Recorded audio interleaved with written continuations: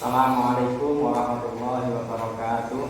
Waalaikumsalam warahmatullahi wabarakatuh. Selamat pagi anak-anak. Pagi Pak. Bagaimana kabarnya? Sehat? Sehat. Alhamdulillah. Mudah-mudahan Allah Subhanahu wa taala selalu memberikan kesehatan kepada kita semuanya. Amin. Oke, pada hari ini siapa yang sudah masuk? Iya Pak. Alhamdulillah, berarti semuanya sehat. Alhamdulillah. Amin. Oke, selanjutnya anak-anak, sebelum pembelajaran kita mulai, tolong salah satu untuk memimpin doa. Ya, silakan Mas. Ya, gerak. Doa mulai.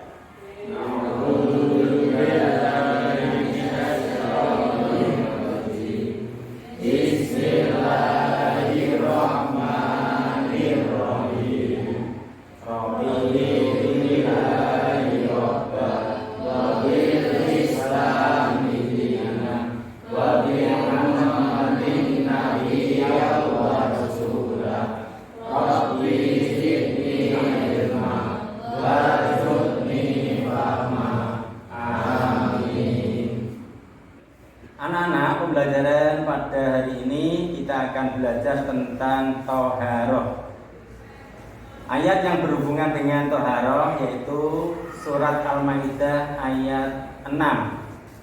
Silahkan anak-anak baca dulu surat Al-Maidah ayat 6 dipimpin oleh salah satu peserta didik. Nanti ditirukan yang lainnya. Silahkan. Bismillahirrahmanirrahim.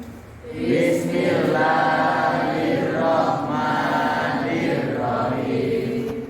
Ya ayyuhalladzina amanu Ya ayyuhalladzina amanu idza qumtum ilas sholati idza qumtum ilas sholati faghsilu wujuhakum faghsilu wujuhakum wa aydiyakum wa aydiyakum ilal marafiqi ilal marafiqi wamsahu bi ru'usikum wamsahu bi ru'usikum wa arjulakum wa arjulakum ilal ka'bayn. ilal ka'bayn. Shadaqallahul adzim. Anak-anak, apakah kalian ada yang sudah tahu apa itu najis dan apa itu hadas? Najis adalah Kotor.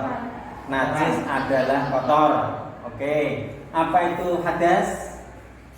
keadaan tidak suci. Oke, keadaan yang tidak suci. Nah, nanti untuk lebih jelasnya kita akan mempelajari materi ini. Apa itu najis dan apa itu hadas. Oke, siap? Tapi sebelumnya, marilah anak-anak untuk apa ya istilahnya? Untuk menyegarkan suasana. Ya, untuk menyegarkan suasana ini, anak-anak nanti saya memberi aba-aba apabila saya mengatakan ganjil, anak-anak tepuk tangan 1.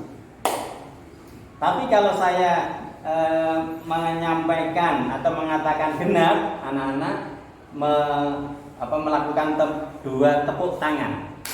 Gini ya. Oke, siap? Siap? Ganjil. Genap. Genap. Ganjil. 2 3 9 12. Oke, cukup. Terima kasih. Anak-anak, pembelajaran pada hari ini setelah kita belajar diharapkan 1, anak-anak bisa menjelaskan pengertian Thaharah. Yang kedua, bisa menjelaskan alat-alat untuk bersuci. Ketiga, Anak-anak bisa menjelaskan macam-macam air. Yang keempat, menjelaskan perbedaan hadas dan najis. Kemudian bisa menyebutkan macam-macam hadas dan menyebutkan macam-macam najis. Itu kira-kira yang akan kita pelajari. Mudah-mudahan kita bisa memahaminya.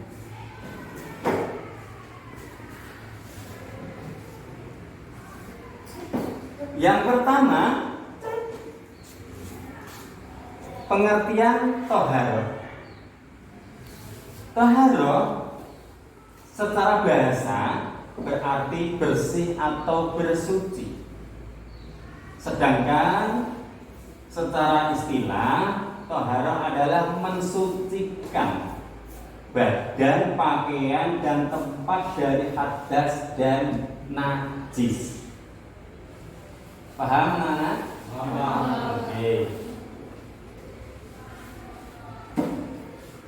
Kemudian toharoh itu ada dua macam. Toharoh dari najis dan toharoh dari hadas. Toharoh dari najis itu mensucikan atau membersihkan badan, pakaian, dan tempat dari najis.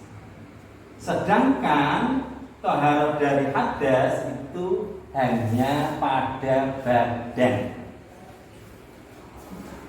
Sampai di sini ada yang bertanya?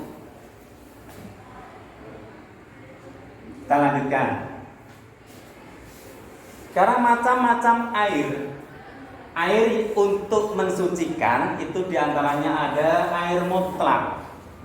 Ya, air mutlak yaitu air yang suci dan bisa mensucikan. Air mutlak itu air yang suci bisa mensucikan. Zatnya saja, airnya saja itu sudah suci dan bisa mensucikan. Jadi air tersebut keadaannya sudah suci dan bisa untuk bersuci gitu.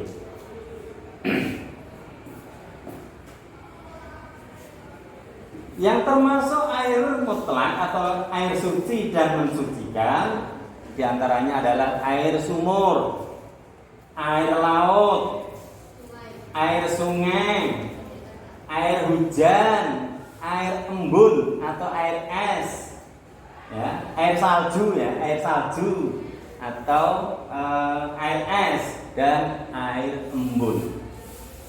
Saya kira anak-anak sudah tahu semuanya. Air laut, air sumur, air sungai, air embun, air es, ya, air hujan, semuanya sudah pernah melihat, bahkan mungkin pernah merasakan. Air salju atau air es itu yang bisa digunakan untuk campuran teh. Jadi kita mau minum air teh, es teh.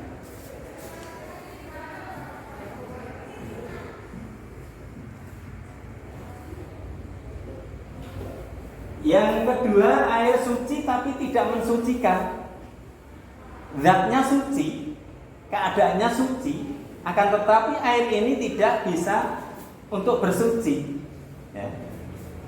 Jadi yang kedua itu airnya suci tapi tidak bisa untuk bersuci.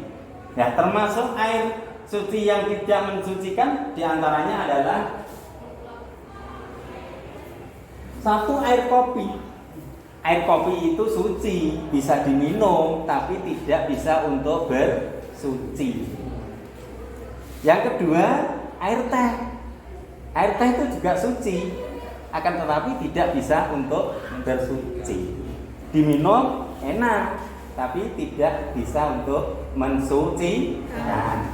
Mensucikan dari najis atau mensucikan dari hadas. Kemudian air melati, air bunga ini ya, air yang campur bunga. Air mawar sama, air kelapa, air degan itu suci, diminum enak, akan tetapi tidak bisa untuk bersuci. Sampai di sini ada yang bertanya? Nggak ada? Oke, sudah paham semuanya ya? sama Pak. Oke, silakan nanti kita pelajari secara mendetail.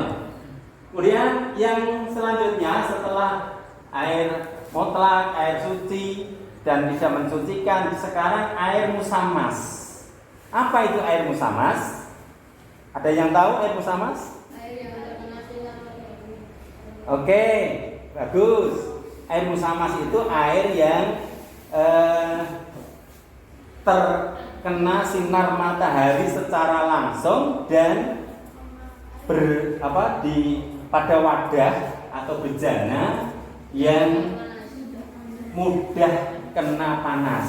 Misalnya seperti di tong yang terbuat dari seng, kemudian yang terbuat dari logam dan lain sebagainya. Air itu langsung kena sinar matahari dan mudah panas karena tempatnya atau bejananya itu airnya suci, tapi digunakan untuk bersuci ya bisa, cuma ini hukumnya makruh. Karena apa? Air ini menurut penelitian dokter ini mengandung yang bisa, karena menggunakan air ini bisa kena penyakit belang. Penyakit yang putih-putih itu loh ya. Ya Pak. Kemudian selanjutnya air mutanajis. Air mutanajis ini air sedikit kemudian kecipratan apa? Kena barang najis ya. Air sedikit kena barang najis berarti air ini tidak mutlak lagi. Tadinya mutlak, karena kena najis maka jadi air mutanajis. Akhirnya air ini tidak bisa untuk bersuci. Kemudian yang selanjutnya adalah air mustakmal. Air mustakmal ini air yang sudah terpakai untuk bersuci.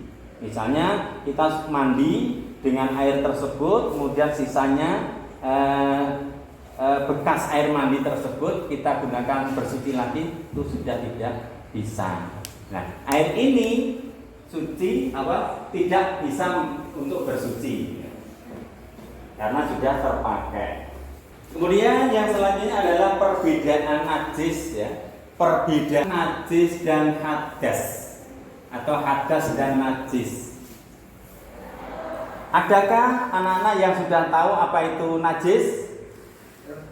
Ya. Najis adalah kotoran yang menempel di badan, pakaian, dan tempat yang menyebabkan tidak sahnya ibadah yang dilakukan. Ya, terima kasih Mas Diki, bagus sekali. Oke, ternyata jawabannya bagus. Sekarang siapa yang tahu apa itu hadas? Saya, Pak. Oke, silakan. Hadas adalah keadaan tidak suci yang menyebabkan terhalangnya melakukan ibadah. Cara bersucinya dengan mandi wajib, wudu, dan tayamum. Oke, bagus sekali. Ternyata anak-anak sudah pandai apa itu najis dan apa itu hadas.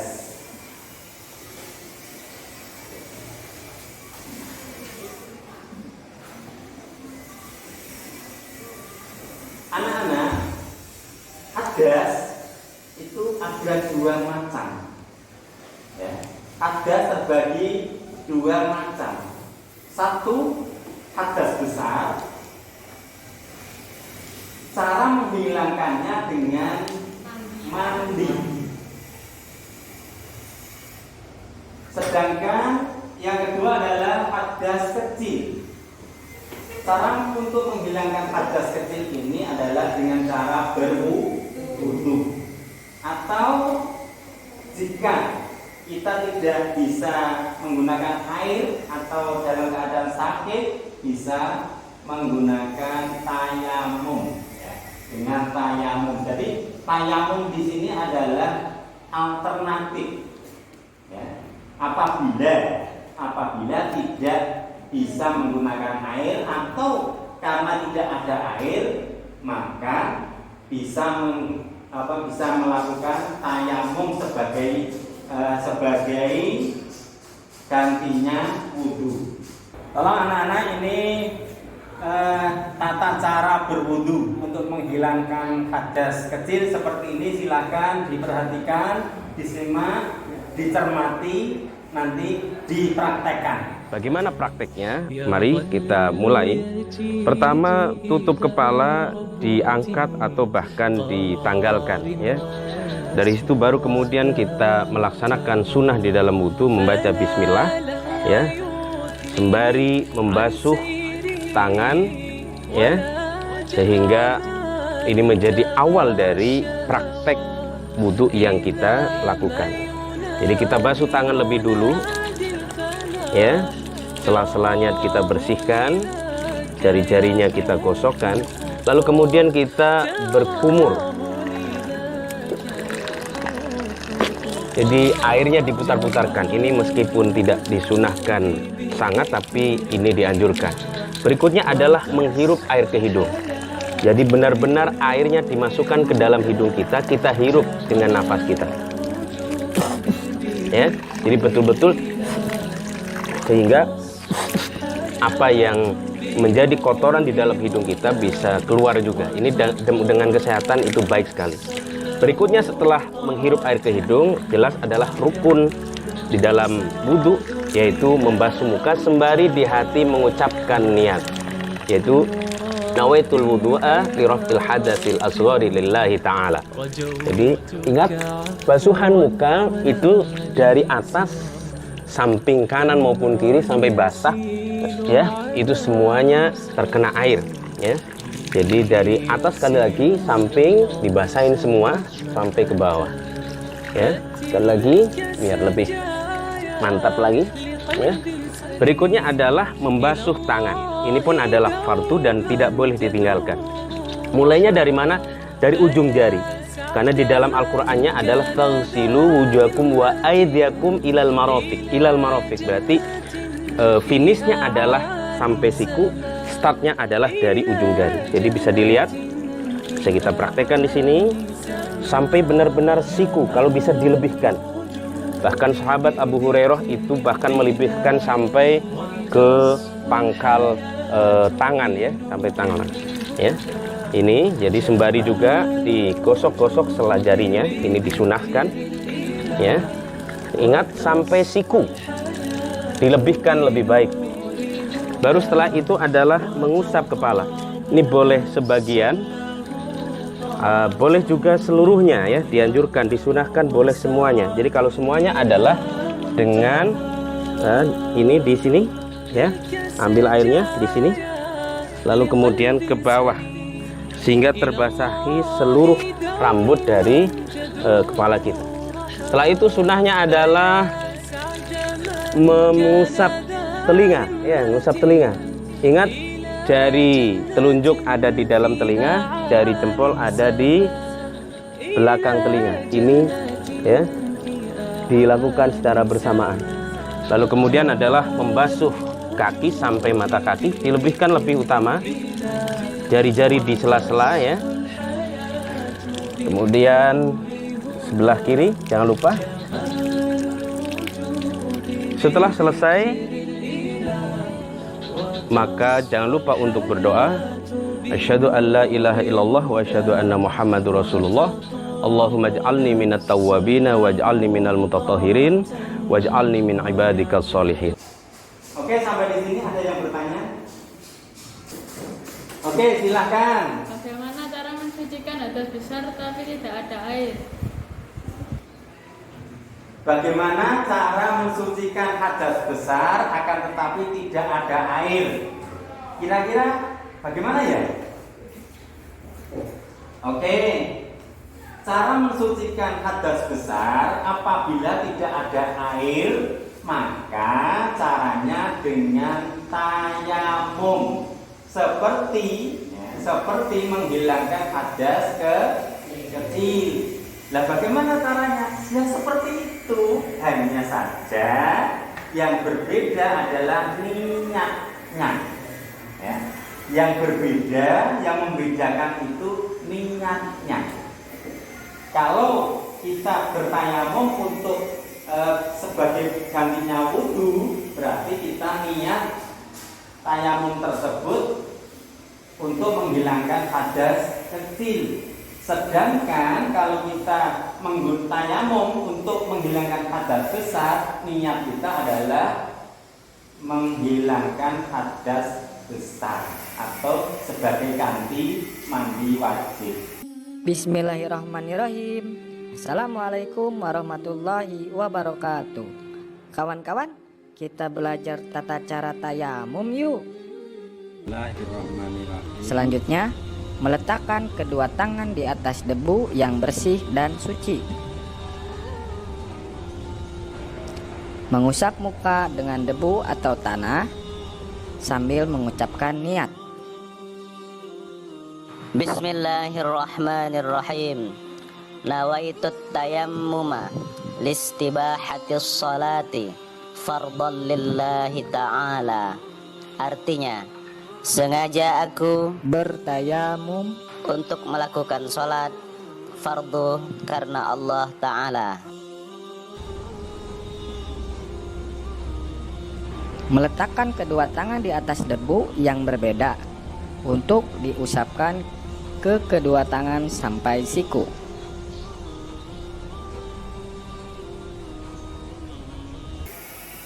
Anak-anak bisa dipahami ini? Oke, terima kasih. Oke, selanjutnya yang termasuk hadas besar anak-anak. Yang termasuk hadas besar diantaranya adalah jima. Kemudian haid,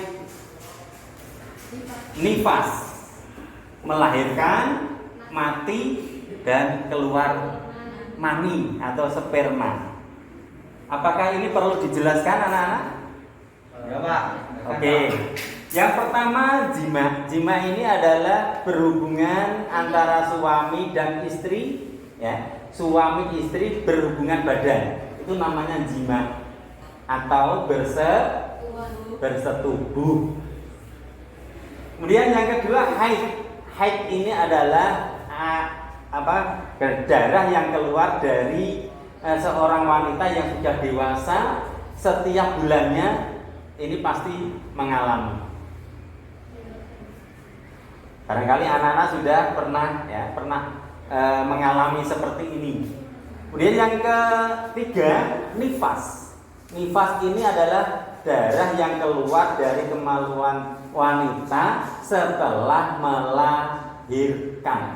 melahirkan anak. Kemudian mati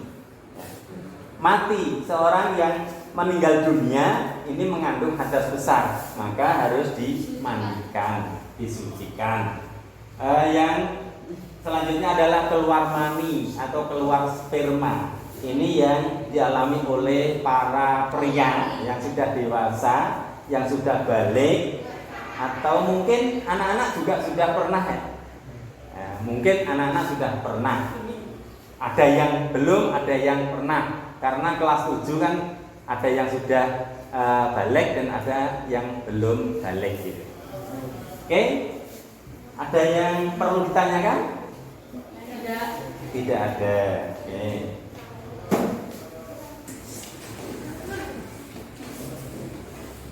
Kemudian yang termasuk hadas kecil, ya, tadi hadas besar sudah. Sekarang yang termasuk hadas kecil diantaranya adalah keluarnya sesuatu dari dua lubang atau dua jalan, baik jalan depan maupun jalan belakang. Yang termasuk jalan depan adalah kencing. Yang termasuk jalan belakang mungkin berak atau kentut. Nah, ini termasuk hadas kecil. Jalan belakang yang namanya dubur. Jalan depan namanya kubul. Yang kedua hilang akal. Hilangnya akal dikarenakan mabuk, dikarenakan tidur dan lain sebagainya, atau gila itu juga hilang akalnya. Kemudian menyentuh kemaluan baik dengan telapak tangan baik kemaluan sendiri maupun kemaluan orang lain. Ini pun termasuk mengandung hadas kecil. Kalau menyentuh kemaluannya sendiri itu sudah terbiasa. Tapi kalau menyentuh kemaluan orang lain itu mungkin anak-anak ketika menyawi adiknya mungkin bisa saja menyentuh kemaluan orang lain. Itu ya?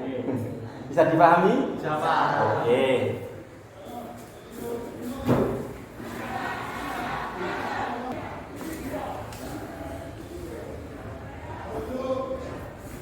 Sekarang macam-macam najis. Najis itu ada 3 macam. Yang pertama najis ringan yang disebut dengan najis mukhaffafah. Yang kedua najis mutawasithah atau najis sedang atau najis pertengahan, dan yang ketiga najis mughalladhah, najis berat. Nah, cara untuk menghilangkan najis ini pun berbeda-beda caranya. Kalau najis ringan atau najis mukhaffafah, cara menghilangkannya itu menyiramkan atau memercikkan tempat yang kena najis. Nah, yang termasuk najis mukhaffafah ini adalah kencing bayi laki-laki yang belum makan apa-apa kecuali ASI, air susu ibu. Nah, cara menghilangkannya ringan atau mudah, yaitu tinggal memercikkan atau menyiram air ke tempat yang kena najis tersebut. Yang kedua najis sedang atau najis mutawasithah. Najis mutawasithah ini ada 2 macam, ya, terbagi menjadi 2 macam,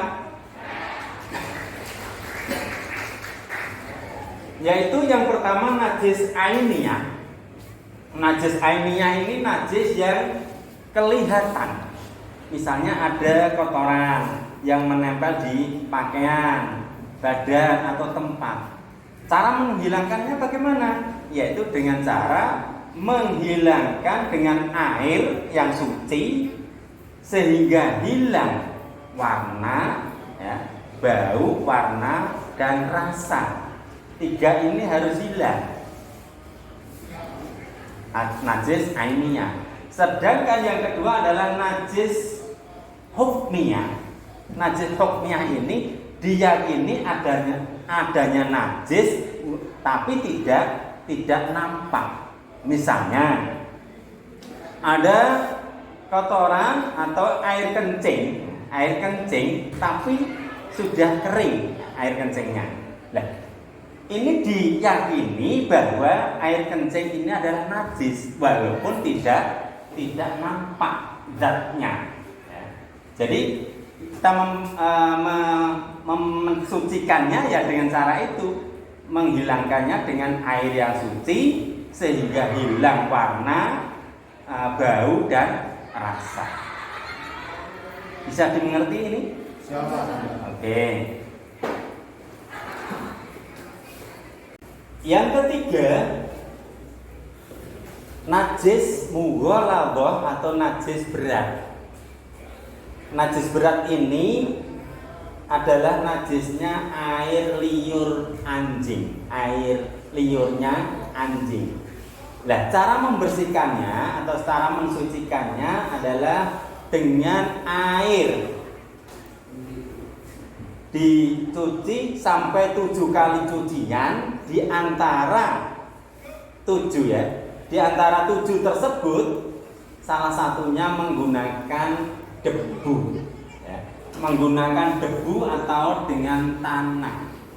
Tentunya tanahnya ini tidak yang terakhir, mungkin yang awal atau yang kedua atau yang ketiga. Yang penting jangan sampai yang ke-7. Kalau yang ke-7 berarti nanti nampak kotor. Itu ya. Jadi cara membersihkannya, cara mensucikannya najis mughalladhah ini dicuci sampai 7 kali cucian, 1 diantaranya dicampur dengan debu atau tanah. Demikian anak-anak. Sekiranya ada pertanyaan silahkan ditanyakan. Kalau nggak ada, pembelajaran kali ini anak-anak dibagi menjadi 4 kelompok. Kelompok 1, kelompok 2, kelompok 3, dan kelompok 4. Setelah nanti kalian diskusi bersama kelompoknya, nanti mempresentasikan di depan kelas, diwakili dari salah satu anggota kelompok maju ke depan. Gitu ya? Siap ya? Oke. Silakan membentuk kelompok. Bisa yang bisa di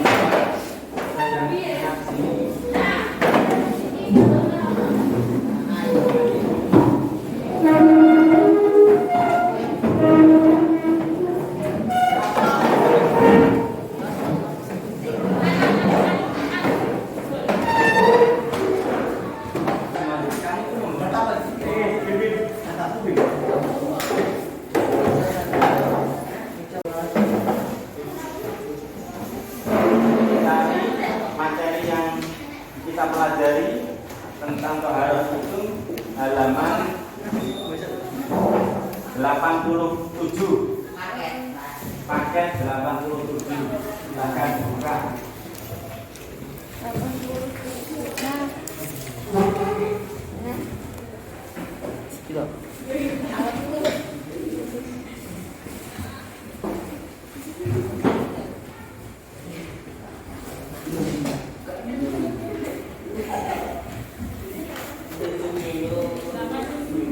Ada salah satu yang juru tulis, nanti ada salah satu juga yang mempresentasikan. Ya. Salah satu juru tulis menulis, ya, menulis.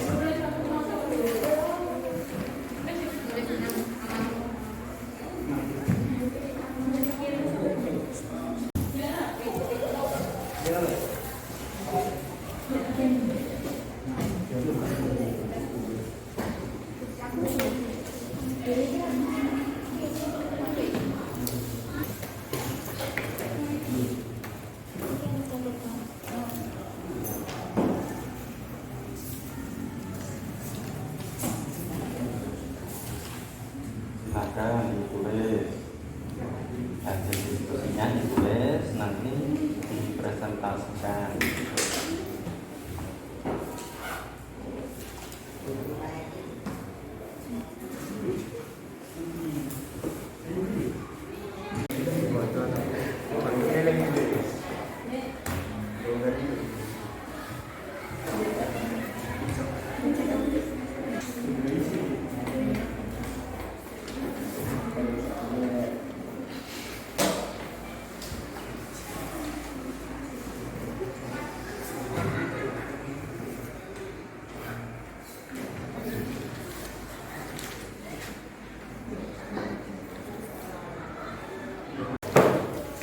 Oke, karena waktu sudah habis untuk diskusi, selanjutnya mempresentasikan dari kelompok 1, 2, 3, dan 4.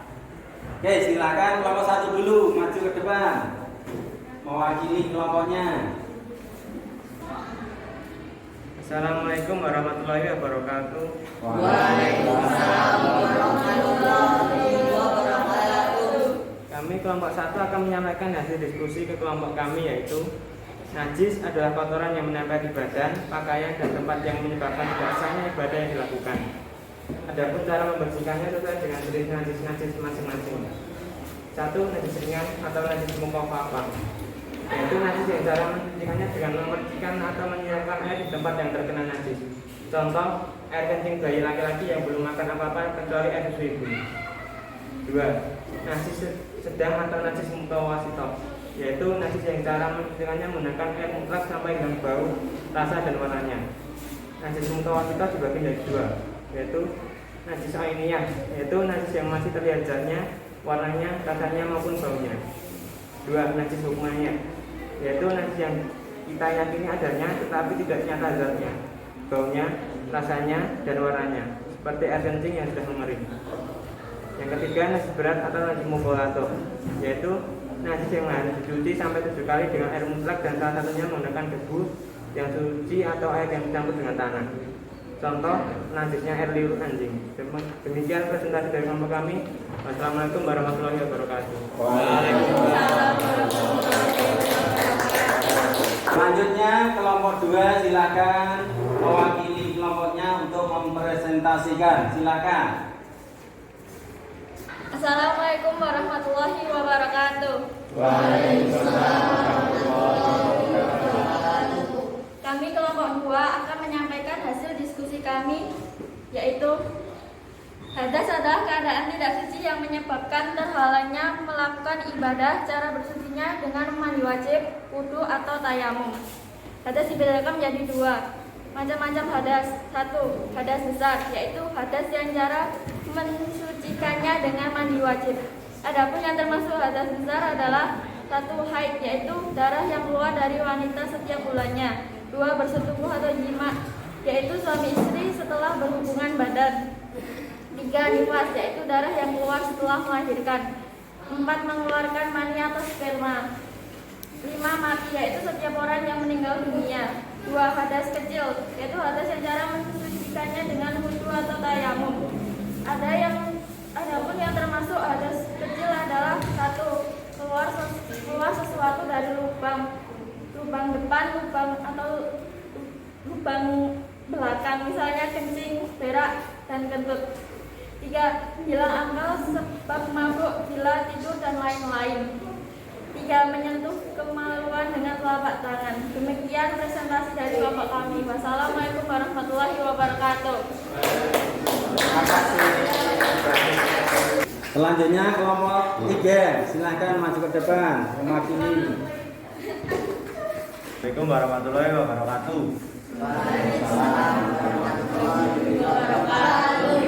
Kami kelompok 3 akan menyampaikan hasil diskusi kelompok kami, yaitu 1. Membaca bismillah sambil berniat untuk membersihkan hadas besar. 2. Membasuh tangan sebanyak 3 kali. 3. Membasuh alat kelamin dari kotoran dan najis. 4. Mengambil wudhu sebagaimana bisa kecuali kaki dibasuh setelah mandi nanti. 4. Membasuh keseluruhan rambut di kepala. Membasuh kepala beserta dengan telinga sebanyak 3 kali dengan 3 kali menimbah air. Meratakan air ke seluruh tubuh di belakang lambung kanan dari atas kepala bawah. Peratakan air ke seluruh tubuh di belakang lambung kiri dari atas sampai ke bawah. Menggosok bagian yang sulit seperti pusar, ketiak, lutut, dan lain-lain. Membasuh kaki. Demikian presentasi dari kelompok kami. Wassalamualaikum warahmatullahi wabarakatuh. Kelompok 4, silakan maju ke depan untuk mewakili kelompoknya.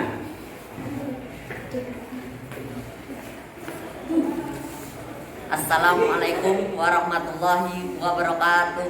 Waalaikumsalam warahmatullahi wabarakatuh. Kami kelompok 4 akan menyampaikan hasil diskusi kelompok kami, yaitu hikmah dari taharah adalah 1. Hikmah pertama yaitu bersuci, karena bersuci salah satu bentuk pengakuan Islam terhadap fitrah manusia bagi umat Islam. 2. Hikmah kedua selalu menjaga kemuliaan serta wibawa dari umat Islam. 3. Hikmah ketiga adalah melindungi diri dan menjaga kesehatan dari berbagai jenis penyakit, karena kebersihan merupakan pangkal kesehatan. 4. Hikmah keempat dengan menyiapkan diri dalam kondisi yang baik ketika menghadap Allah seseorang hamba Allah. Setiap umat Islam memang wajib menyucikan diri baik secara lahir dan batin, jasmani dan rohani. Demikian presentasi kami dari kelompok kami. Wassalamualaikum warahmatullahi wabarakatuh. Waalaikumsalam. Oke, semuanya sudah mempresentasikan dari kelompok masing-masing. Mudah-mudahan anak-anak sudah bisa memahami apa yang kita sampaikan pada pagi hari ini. Anak-anak, pembelajaran pada hari ini kita simpulkan bahwa hadas adalah keadaan tidak suci yang menyebabkan terhalangnya melakukan ibadah. Nah, cara untuk menghilangkannya dengan cara mandi, wudhu, atau tayamum. Yang termasuk hadas besar yaitu haid, bersetubuh, nifas, melahirkan, dan mati. Kemudian yang termasuk hadas kecil adalah keluarnya sesuatu dari lubang, baik lubang belakang maupun lubang depan. Kemudian termasuk hadas kecil lagi yaitu hilang akal sebab mabuk, sebab tidur, sebab gila, dan lain-lain. Dan yang terakhir adalah menyentuh kemaluan dengan telapak tangan, baik kemaluan sendiri maupun kemaluan orang lain. Itu diantaranya adalah kesimpulan pembelajaran pada hari ini. Anak-anak, sebagai akhir pembelajaran ini, untuk mengetahui keberhasilan dan tidaknya pembelajaran ini, anak-anak menjawab beberapa soal ini. Yang pertama, pada surat Al-Maidah ayat 6 itu disebutkan, silakan ayat tersebut tentang apa. Yang kedua, sebutkan keadaan apa saja yang termasuk hadas besar. Yang ketiga, bagaimana cara mensucikan hadas besar. Yang keempat, sebutkan tata cara mandi wajib untuk menghilangkan hadas besar.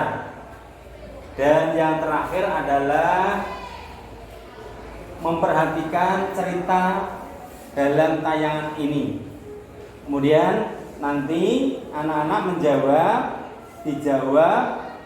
Karena waktunya ini sudah hampir habis, maka dikerjakan di rumah, besok dibawa ke sekolah, dikumpulkan ketika pembelajaran minggu depan. Kemudian jangan lupa anak-anak untuk belajar pelajaran yang akan datang, yaitu tentang sholat wajib. Ya, sholat wajib anak-anak dipelajari di rumah, kemudian besok kita belajar bersama di sekolah. Paham anak-anak? Oke, terima kasih. Untuk mengakhiri pembelajaran pada hari ini, mari kita tutup dengan doa. Silakan dipimpin oleh salah satu peserta didik. Jabra, mulai.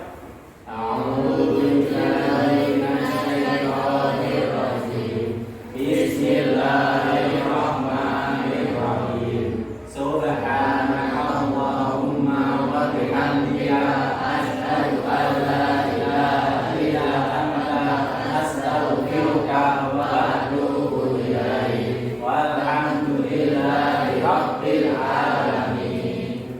Oke, terima kasih. Jangan lupa untuk selalu menjaga kesehatan, prokes dijaga. Kita sekian. Assalamualaikum warahmatullahi wabarakatuh. Waalaikumsalam.